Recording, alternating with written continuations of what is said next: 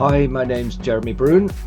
Some of you will know that I've started a series of videos called my CNC Woodworking Adventure, and to be honest, I've got a little bit stuck, and so this video is related to that series but is actually a request, so I'll keep this very short.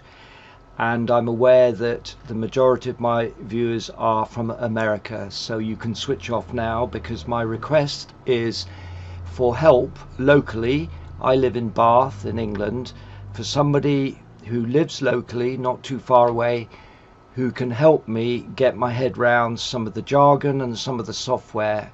And these, what I'll do now is I'll just show some of the software problems I have, and I'll caption them. That's probably the easiest to keep this short. So please tune in and wait for the next installment of my CNC Woodworking Adventure. Thanks for watching.